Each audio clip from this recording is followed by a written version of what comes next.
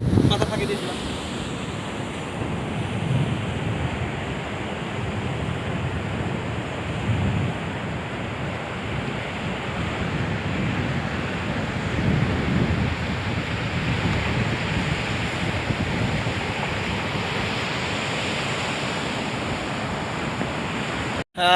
এই জায়গাটা দেখেন, একদম সমুদ্রের পাড়ে চলে আসছি আমরা হাঁটতে হাঁটতে।